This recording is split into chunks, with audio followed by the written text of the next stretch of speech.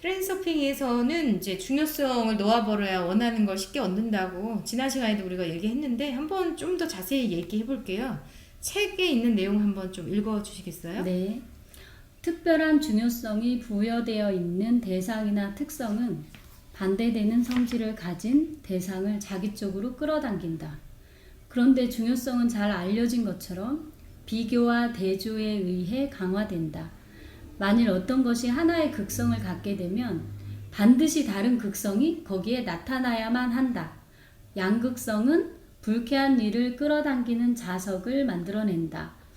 그러니까 여기서 말하는 게 특별한 어떤 것에 중요성을 부여하는 그런 대상이나 특성은 반대되는 성질이 생긴다는 거죠. 그것을 양극성이라고 하고, 양극성이 생기면 양극성은 불쾌한 일을 끌어당기는 자석처럼 된다는 거고요. 증오를 불러일으키는 모든 것이 끌려오기 시작한대요. 양극성이 그렇게 생기면 짜증나게 하는 모든 일이 따라다니고 지독히 싫어하는 모든 일이 벌어지고, 그런데 이것은 신기할 일이 하나도 없다고 해요.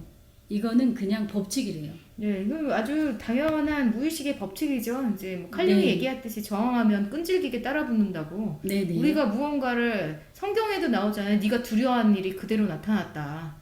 예, 성경에도 나와 있는데 네네. 우리가 뭔가를 싫어하면 싫어할수록 그것은 이 없어지기를 바라는 마음으로 싫어하잖아요. 그 일이 네. 안 이루어지기. 네네. 근데 반대로 그런 일이 더 자주 일어나죠. 왜냐면 네. 이 우리가 이제 무언가에 대해서 강한 이것도 산염체를 발생시키는 거잖아. 생각 덩어리를 뭐가 싫어 이런 생각이 그 굉장히 부정적인 거는 우리 긍정적인 것에 9배 더 강하다고 얘기를 하잖아요. 네. 그러니까 무언가를 싫어하고 혐오하면 할수록 그것이 산염체가 돼서 현실로 나타나기가 더 쉬워지는 거죠. 그래서 그 독한 시어머니 밑에 독한 며느리가 또 자기 며느리 잡고 그 폭력 아버지 밑에서 폭력 그 또 남편이 아들이 또 생성이 되고 이게 네네. 되게 슬프고 그런 일이지만 이게 진짜 마치 콩 심은데 콩 나는 것처럼 그래서 무서운 거예요. 우리가 부정적인 어떤 감정과 생각을 계속 갖고 산다는 게 내 인생에 그런 쪽으로 계속 담지 않으려고 했는데 더 결국에 똑같이 되는. 그렇게 되니까 이게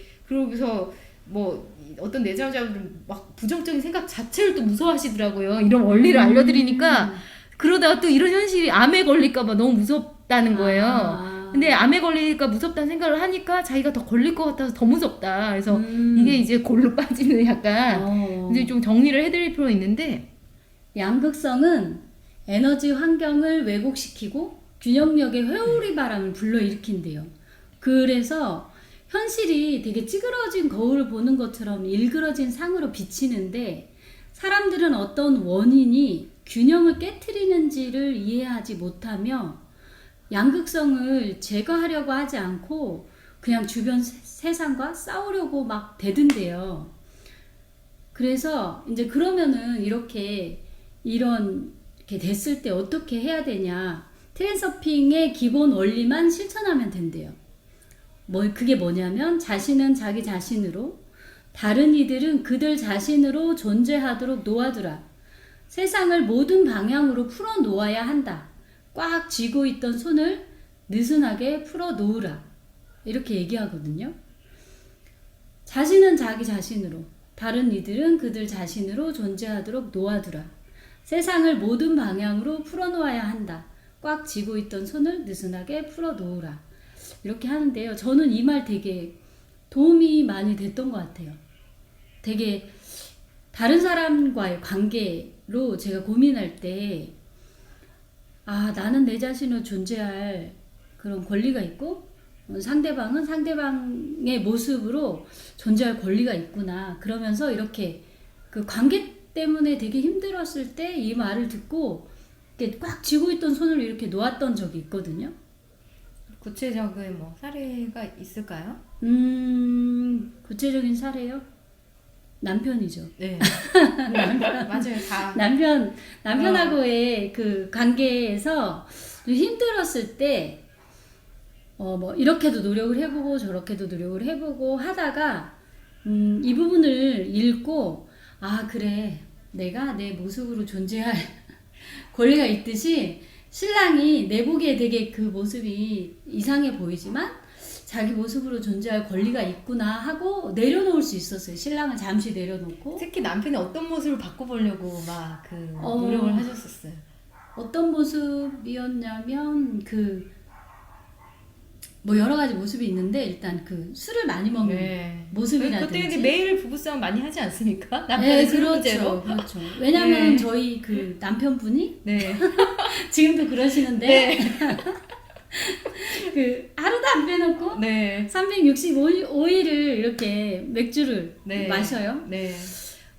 그리고 그게 이제 마음 공부 차원에서는 마음 공부에서 이렇게 깨어 있으라 이렇게 네. 하잖아요. 근데 우리가 눈 뜨고 있어도 깨어 있는 상태가 아닌 경우가 되게 많잖아요. 네. 그래서 무슨 그런 책에서 너희는 다 목류병 환자다 음. 이렇게 나오는데 심지어 그 상태에서 술까지 먹는다는 건 거의 그렇죠. 깊은 수면에 네. 자기를 이렇게 회피의 방법이죠. 네, 현실의 네, 고통을 네. 잊기 위한. 그래서 그 어. 부분도 조금 저는 걱정이 되기도 하고 네. 이제 그런 건강 같은 것도 음. 걱정이 되기도 하고 네. 뭐 그랬었죠. 그리고 이제 그게 회피다 보니까 무슨 문제가 터졌을 때 그걸 대화로 잘 맞추어가고 싶은데 대화가 안 되는 거예요. 네. 술을 먹으면 대화가 제정신이 안 되죠. 아니기 때문에.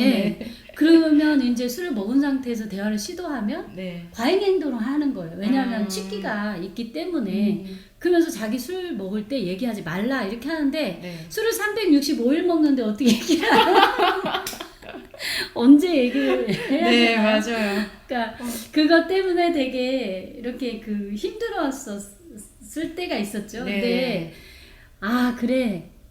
저 모습으로 존재할 권리가 있다. 대단하시다. 보살님이십니다. 매일 365일 내려놨어요. 네. 내려놓고 네. 이제 한 발 제가 내려놓을 때 그럴 때 자기 자신이 생각하는 것 같아요. 내가 너무 좀 조절해야 되는 게 아닌가? 스스로 안에서 자기 스스로 이렇게 어떤 계기가 생겼을 때 조금씩 노력하고 변화가 생기고 그러더라고요. 그래서 남편이 어떻게 변화가 되신 부분이 있나요? 네, 저희 남편은 여전히 술은 마시지만 술을 워낙에 좋아하니까 마시긴 하는데 지금은 결혼 초창기하고 비교하면 엄청 네. 많이 변했죠. 네. 일단은 책이라는 것을 거들떠도 안 보고 무슨 이렇게 좋은 말 들으면 아이 개똥철학 이러고 그런 거를 이렇게 되게 듣지 않으려고 했었어요. 네. 그리고 자기가 살아가는 그 틀 그대로를 그냥 아무런 발전이나 뭐 이렇게 그거 뭐 우리가 노력해봐야 별로 변할 건 없어 이런 식으로 그냥 쳇바퀴를 돌듯이 이렇게 살아가려는 그런 게 있었고 그랬었는데 지금 많이 변했어요. 그래가지고 책도 많이 독서도 하고 또 유튜브에서도 좋은 그런 영상을 많이 봐요. 그래서 지금은 뭔가 자기가 삶을 변화시킬 수 있다는 희망을 갖고 심지어는 요즘에는 부자가 되겠다고 굉장히 열심히 재테크 공부를 하시고 그 공부를 하고 그래요. 네. 주식 공부도 하고 공부라고는 책도 한 네, 장도 안 네. 읽던 분이 그러니까 제가 생각하기엔 변화가 있었던 것 같아요. 그런 어떤 과정 중간에 네. 그러면서 자기도 부자가 될 수 있다는 어떤 희망 그거를 또 과감히 선택하고 그거를 구체적으로 노력하는 그런 태도가 저는 굉장히 너무 감사하죠. 그래서 우리가 자기가 처한 상황도 그렇고 타인에 대한 그런 것도 그렇고 그걸 변화시키기 위해서 나의 의도대로 변화시키기 위해서 아둥바둥 막 힘들죠. 힘을 쓰고 잔소리를 해대고 네네. 지적질을 하고 결국 이게 하나도 도움이 안 된다는 거예요. 특히 타인은 변화시킬 수가 없습니다. 나도 변화하기 힘든데 40년, 네네. 50년, 막 70년 그 습관을 갖고 있는 사람을 어떻게 내 말 한마디로 그 변화를 시키겠어요. 그랬으면 진짜 변했겠죠 이미. 그러니까 이런 노력 자체가 어떻게 보면 더 저항감을 일으키죠. 그 상대방으로부터. 나를 마음대로 조종을 하려고 한다는 무의식적 저항감이 네네. 일어나면서 오히려 더 내가 원하지 않는 방법으로 예를 들어 술 마시는 남편에게 술 좀 마시지 마 잔소리를 계속하고 부인이 바가지를 네. 긁는다면 당장은 안 먹는 것처럼 보이지만 밖에서 나의 딴 데서 마실 수도 있어요. 더 많이. 그러고 오히려 더 땡깡 피운다고 그러죠, 우리가. 네. 예, 그래서 우리 김유옥 코치님이 쓰신 방법이 이제 감사 얘기를 쓰셨잖아요. 남편에 대해서. 네, 진짜 오히려 여러 가지를 해봤던 것 네, 같아요. 네. 그러니까 존재 자체로 인정하는 거 아닙니까? 그 감사 얘기를 맞아요. 쓰는 게 남편이 네. 있는 것 자체로. 남편이 네, 네. 나의 이 옆에서 애들 아빠를 있어주는 것 자체로 이런 여러 가지 것들을 그러면서 감사 얘기는 뭔가 이 사람이 내 의도대로 해서 해줘서 하는 게 아니라 그냥 감사하는 거잖아요. 네네. 그래서 이제 그 존재 자체로 그냥 인정을 해주면 그것이 어떻게 보면 더 내가 원하는 것을 받게 되는 그런 방법이 아닌가 생각하고 저도 마찬가지예요. 저도 남편에 대해서 마음에 안 드는 그런 부분들 네. 그 신혼 초에 또 되게 많이 싸우지 않습니까? 그런 부분들 네, 때문에 네, 네. 뭐 예를 들어서 뭐 수건이나 이런 거 휴지 쓰고 절대 안 걸어놔요 우리 남편. 휴지도 자기가 다 쓰고 안 걸어온단 말이에요. 저는 이해가 안 가더라고요. 어떻게 이렇게 배려심이라든지 그래도 이런 게 있어요. 남편이 약간 말 끝마다 이씨 약간 이런 그런 맞아, 말 말투. 그리고 갑자기 쌍 막 이런다든지 저한테 하는 거 아닌데 습관인 거예요 이 사람의. 근데 그게 너무너무 듣기 싫은 거예요 저는. 그래서 그거 가지고 처음에 몇 번 지적을 하다가 안 되더라고요. 근데 그냥 놔두니까 오히려 이 부분이 줄어드는 것 같고 네. 이게 사람이 그런 행동을 할 수밖에 없는 그 이유를 이해를 하게 되면 오히려 이게 더 그냥 존재 자체를 보게 되는 거예요. 우리 남편이 네. 왜 이씨하고 이씨랑 갑자기 막 이런 말을 네. 할까? 어느 날 이렇게 같이 놀러 갔는데 그 얘기를 하더라고. 어릴 때 저희 남편이 네. 이제 그 어머니가 너무 일찍 돌아와서 아버지가 혼자 키웠는데 네. 홀아버지다 보니까 어린 아기를 맨날 혼자 두고 이제 일을 나가신 거예요. 네. 그럼 밤에 혼자 어린 아기가 있으면 막 비가 오고 천둥 치고 막 그럴 때 깜짝깜짝 많이 놀랐던 거예요 밤에. 그럼 갑자기 막 이런 욕이 나오기도 하고 막 이렇게 된 거예요. 근데 그 얘기를 들으니까 너무 마음이 아픈 거예요.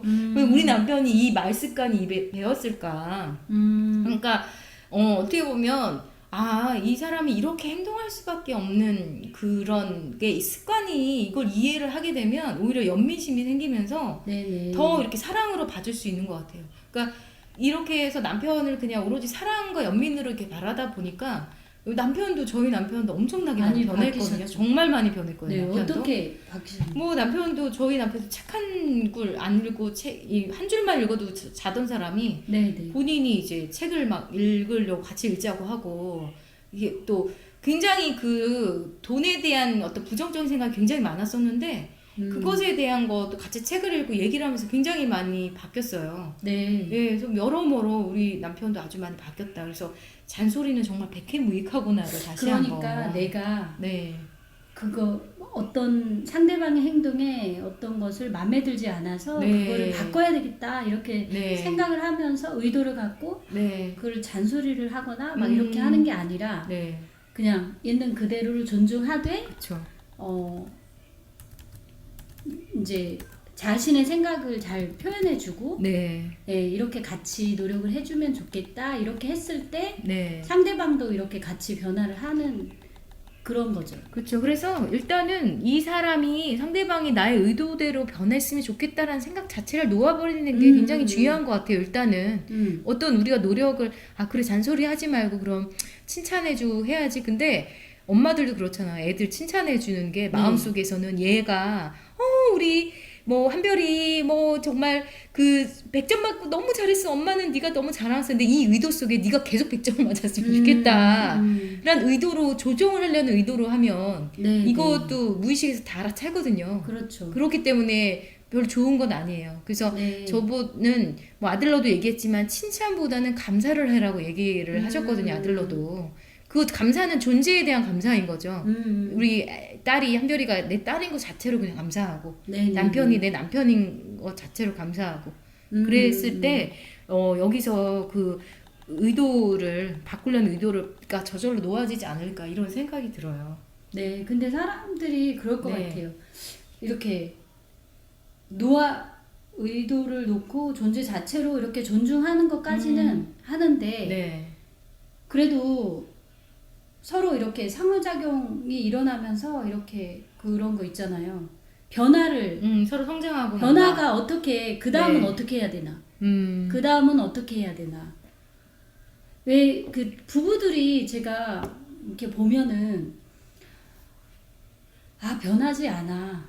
막 이렇게 생각하시는 부부들이 되게 많아요. 체념하죠. 포기하고 살죠. 그냥 네, 쇼윈도 거의 부부처럼. 대부분이 그랬던 많은 것 부부들이 그런 경우가 제가 있어요. 노력을 시작할 때 많은 네. 분들이 저한테 해봤자 너 소용없어. 뭐하니? 너 왜 그래? 그 어. 우리 친구하고 놀고 친구하고 어. 대화하고 왜 굳이 남편하고 뭘 해보겠다고 그렇게 하냐고 얘기를 많이 했었거든요. 네. 근데 저는 그 부부 남편하고 우리 가족 이렇게 이렇게 행복하게 사는 것을 중요하다고 생각을 했고 또 이제 그랬단 말이에요. 네. 근데 이제 그래서 이렇게도 해보고 저렇게도 해보고 막 이렇게 하다가 안 되니까 내려놓기도 하고 그 존재 자체로 이렇게 존중해주려고 노력도 하고 또 그렇게 하기 위해서 감사일기를 쓰기도 하고 뭐 이렇게 여러 가지 노력을 했지만 저는 기본적으로 그렇게 이제 존중은 하되 대화를 꾸준히 이어가는 거는 되게 중요한 것 같아요. 그렇죠. 그 노력은 계속 멈추지. 네네. 포기하고 네. 놓아버리는 거하고 착각을 많이 하거든요. 네, 네. 포기하는 것과 놓아버리는 거. 네, 네. 놓아버린다고 해서 목표 자체를 놓아버리는 게 아니거든요. 놓아버림이. 내가 원하는 삶의 방향성은 명확하게 하되 네네. 거기서 따라오는 집착이나 두려움, 의심 여러 부정적인 감정을 놓아버리는 거지 목표와 방향성을 놓아버리는 건 아니에요. 우리 네네. 윤호 코치님이 남편과 정말 잘 소통되고 서로 행복한 그런 부부관계라는 건 목표가 명확히 있대. 네네. 반대로 이 남자를 내 뜻대로 막 바꾸겠다 막 집착한다든지 욕심을 부린다든지 이런 걸 놓아버리니까 그게 왜 빨리 안 바뀌냐고. 그쵸. 다그치고. 다그치고 이게 놓아버리니까 자연스럽게 그게 된 거잖아요. 내가 원하는 네네. 방향으로.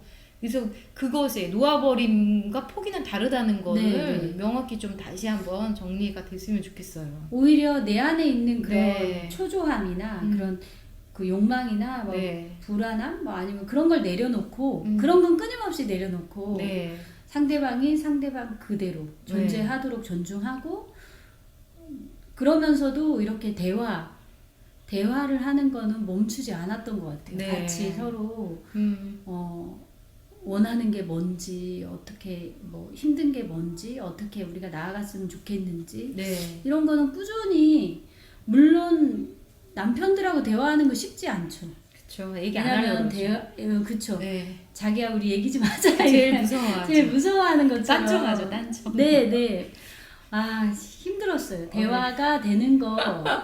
대화 같은 자리에 앉아서 눈 마주치는 것까지가 네. 엄청 힘들었던 것 같아요. 그렇죠. 거기까지 자리에 앉혀놔서 눈을 아이 컨택하는 것만도 얼마나 그게 네네. 근데 눈동자가 불안하게 흔들리면서. 요즘에는 진짜 그 어느 정도의 관심사가 네. 같아졌어요.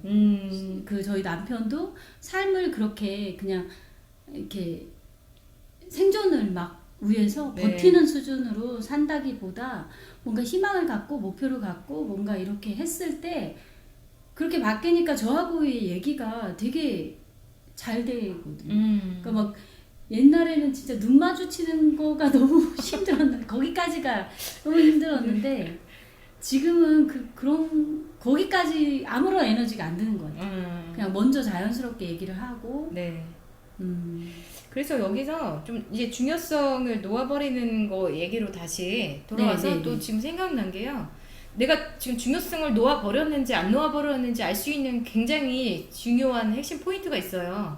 그게 뭐냐면 몸에 힘이 들어갔느냐 안 들어갔냐거든요. 이 몸에 그래서 몸 감각을 깨우는 게 정말 중요하다. 네. 네, 마음 공부에 있어서 몸과 마음이 하나로 연결되어 있기 때문에 마음 공부를 하고자 하시는 분들은 반드시 몸 공부를 하셔야 된다. 네. 근데 몸 공부라고 해서 되게 어렵게 생각하는 게 아니라 몸을 끊임없이 쓰고 움직이는 거예요. 그래서 이 몸에 우리가 굉장히 집착과 그 중요성이 강하게 있는 상태에서 여러분들 보시면 목이랑 어깨가 강하게 긴장되어 있고요.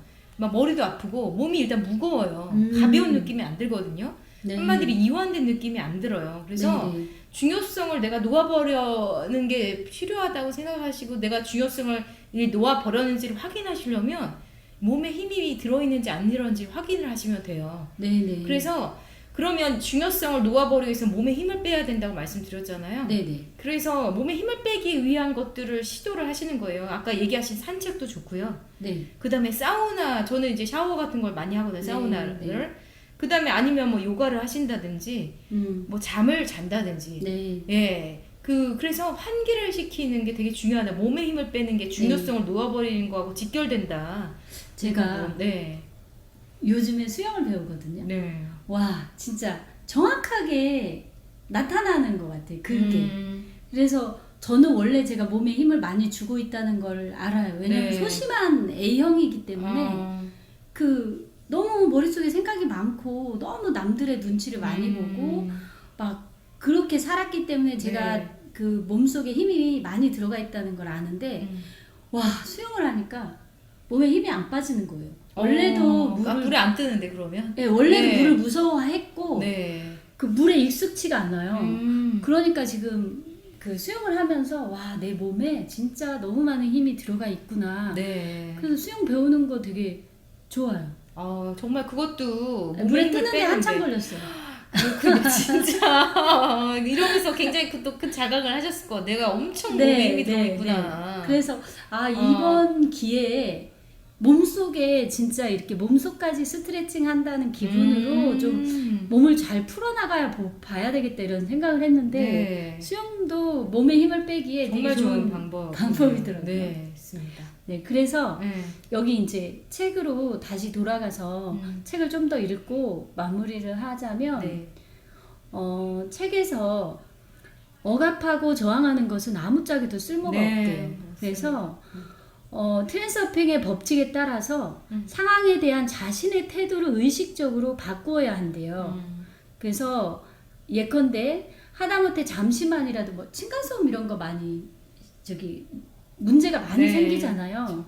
근데 이제 그럴 때 잠시만이라도 이웃을 머릿속에서 지워버리고 싶으면 그 이웃을 비난하기를 그치고 그저 그들이 아예 존재하지 않는 것처럼 여겨보라는 거예요. 네. 물론 이것도 되게 힘들죠. 그 층간소음이 있어서 이웃하고 막 이렇게 하는데 그 존재하지 않는 것처럼 여겨보는 거 사실 쉽지 않지만 어쨌든 그렇게 하면서 이렇게 얘기하래요. 이렇게 혼잣말을 하래요. 이제 신경 끄고 가만히 내버려 두자. 이렇게 혼잣말을 하고 그들을 그냥 당신 세계의 층에서 내던져 버리래요. 그리고 또 다른 표현으로는 당신이 그들에게 붙여놓은 태도의 흡착판을 떼어놨는데 성공하는 순간 이 양극성이 사라진대요. 그러면 당신을 괴롭히는 그 괴롭히는 짓이 서서히 멈출 거라고 하거든요. 그래서 의도적으로 그 의식을 다른데 네. 그 환기를 시키거나 그 집중돼 있는 그 흡착판을 떼어버리거나 그런 방법이 있다고 해요. 그러면 이 양극성을 이루고 있는 이게 사라지기 때문에 그 이웃의 그런 괴롭힘도 자연스럽게 사라질 것이다. 이렇게. 네네. 자, 네, 이번 오늘은- 시간은 중요성과 있는 존재 자체로 놓아두라 이 주제로 이야기를 해봤습니다. 네네. 감사합니다.